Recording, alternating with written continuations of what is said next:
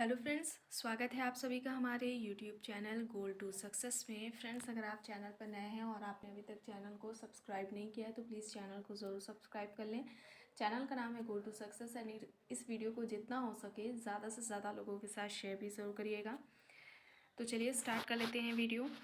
First question है, भूमिका की आंतरिक संरचना का सिद्धांत प्रतिपादित किया है। तो यहाँ पर फर्स्ट क्वेश्चन का जो राइट आंसर है वो क्या हो जाएगा? नाडेल हो जाएगा। फर्स्ट क्वेश्चन का यहाँ पर राइट आंसर क्या होगा? नाडेल।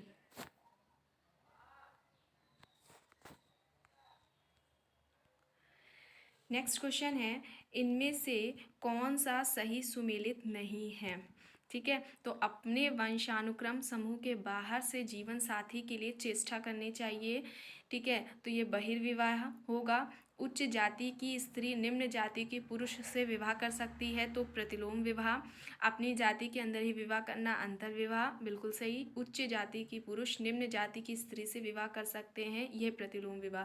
तो यहाँ पर बताना है क्या सही सुमेलित नहीं है।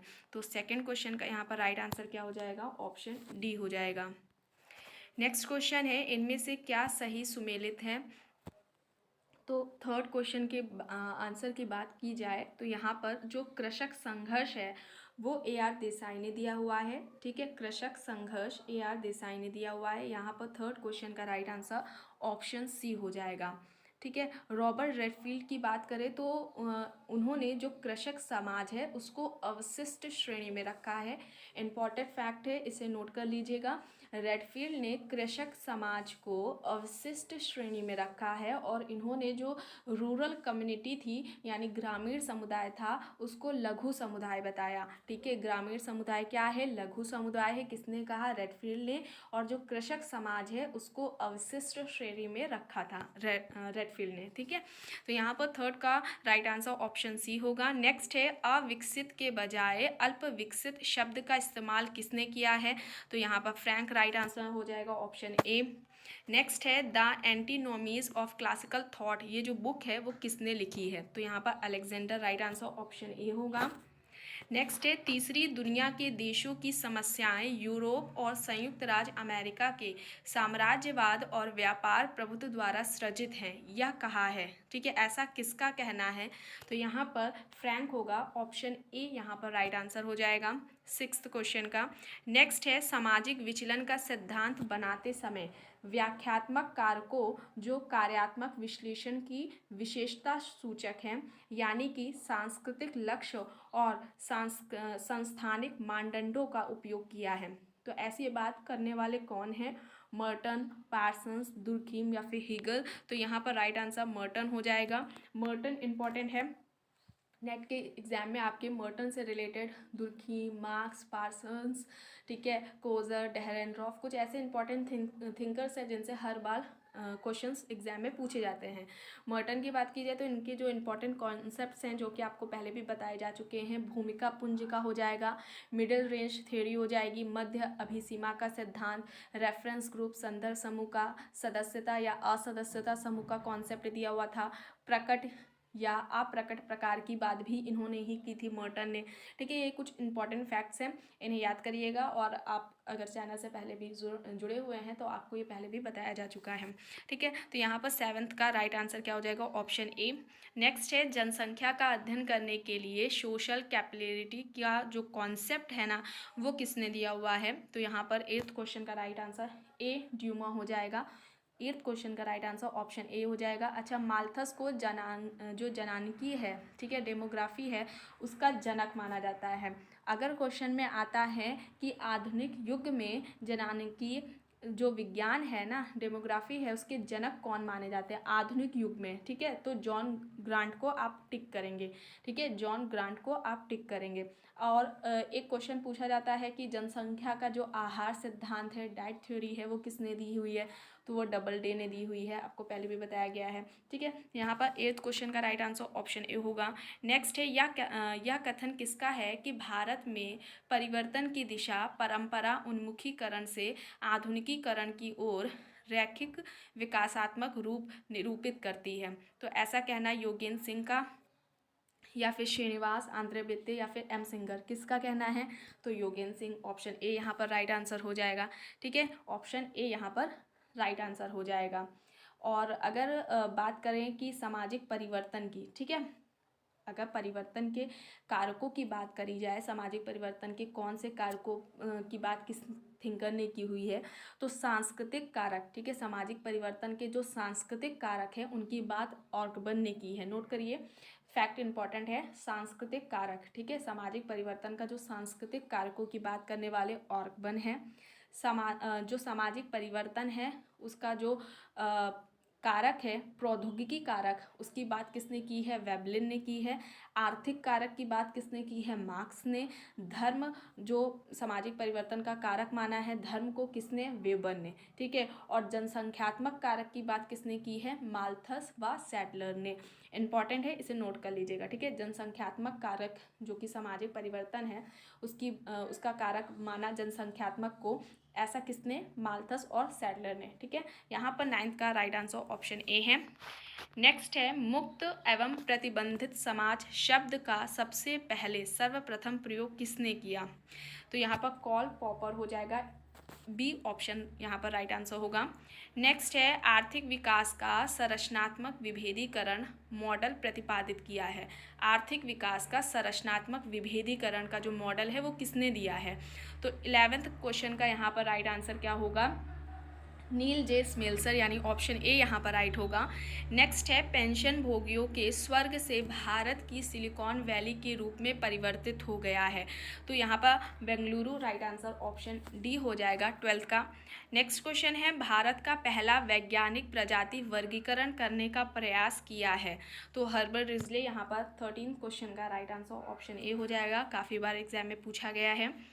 नेक्स्ट है, वास्तविक संरचना का अस्तित्व मानव के मस्तिष्क में है। वे सहज, अचेतन और द्विचर प्रतियोग के रूप में रहते हैं। ऐसा कहना किसका है? तो ये लेविस्ट्रॉस का यहाँ पर राइट आंसर हो जाएगा।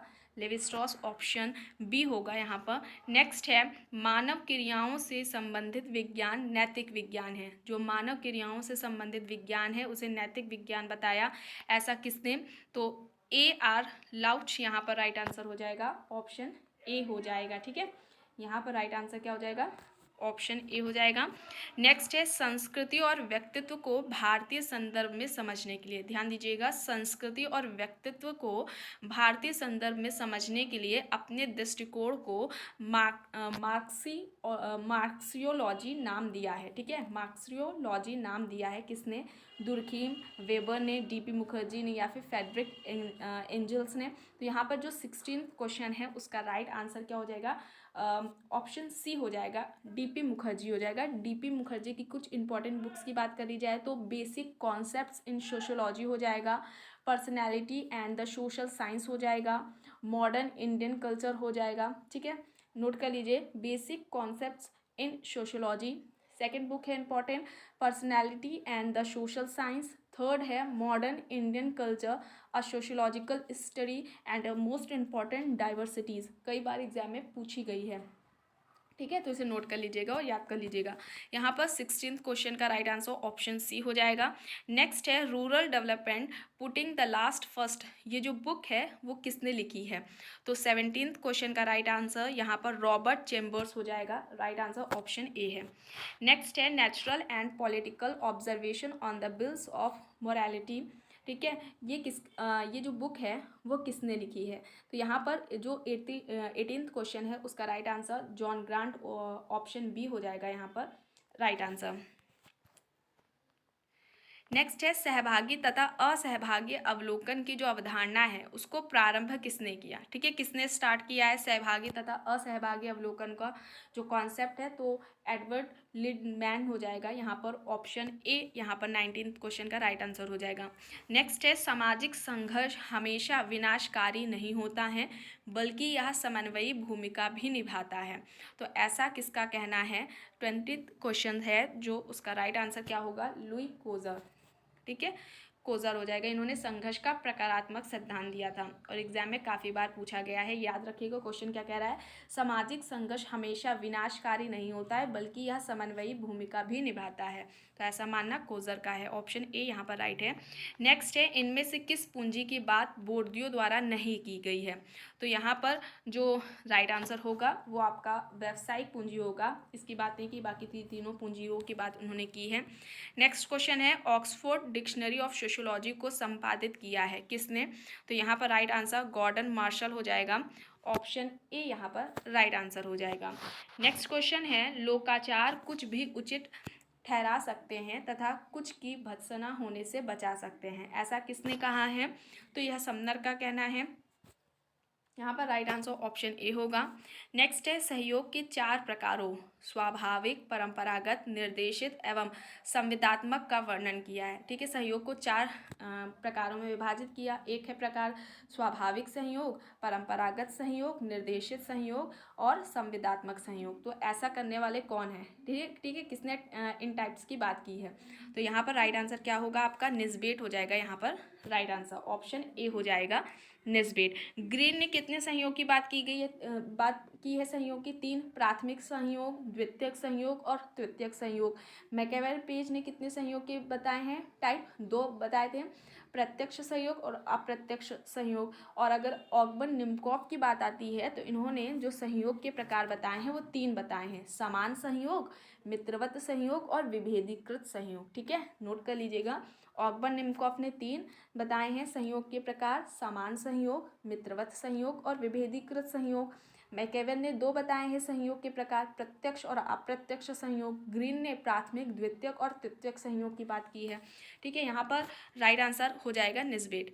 नेक्स्ट क्वेश्चन है, भारत में द्वितीय पिछड़ा वर्ग आयोग का गठन हुआ, कब हुआ। तो 1979, यानी कि 25 का जो क्वेश्चन है उसका राइट आंसर क्या हो जाएगा, 1979, ऑप्शन सी। नेक्स्ट है, दबाव समूहों के अनेकावादी सिद्धांत का जो प्रतिपादन है वो किसने किया है। तो यहाँ पर 26 क्वेश्चन का राइट आंसर रॉबर्ट ढाल हो जाएगा, ऑप्शन ए होगा। नेक्स्ट है, सामाजिक स्त्रीकरण को संस्थागत विषमता के रूप में देखता है, जो सोशल स्ट्रैटिफिकेशन है उसको संस्थागत विषमता के रूप में किसने बात की हुई है। तो डेविस एंड मूर, यानी कि ऑप्शन ए यहाँ पर राइट होगा। नेक्स्ट है, शिक्षा एक व्यापक अर्थ में बचपन से लेकर प्रौढ़ावस्था तक सामाजिक नियंत्रण का एक महत्वपूर्ण साधन है।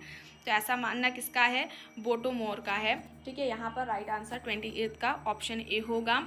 नेक्स्ट है, सामाजिक प्रतिमानों को जनरीतियों, रूढ़ियों एवं कानून में वर्गीकृत किया है, यानी जो सोशल पैटर्न है इनको जनरीतियों, रूढ़ियों में, कानूनों में क्लासिफाई किया है, किसने किया है। तो यहाँ पर बोटोमोर हो जाएगा। ठीक है, 29 का राइट आंसर ऑप्शन ए होगा। नेक्स्ट क्वेश्चन है, निर्धारित भूमिका एवं भूमिका व्यवहार, ठीक है, इसमें अंतर किसने किया है। निर्धारित भूमिका और भूमिका व्यवहार में अंतर किसने किया है, तो न्यूकॉम ने किया है। ठीक है, यहाँ पर राइट आंसर ऑप्शन बी हो जाएगा। तो फ्रेंड्स, आज की वीडियो में बस इतना ही। आई होप आपको ये वीडियो पसंद आई होगी। अगर पसंद आई है तो प्लीज़ लाइक करिएगा, कमेंट करके ज़रूर बताइएगा। चैनल पर अगर आप नए हैं तो चैनल को सब्सक्राइब भी ज़रूर कर लीजिएगा और इस वीडियो को जितना हो सके ज़्यादा से ज़्यादा लोगों के साथ शेयर भी ज़रूर करिएगा। Thank you.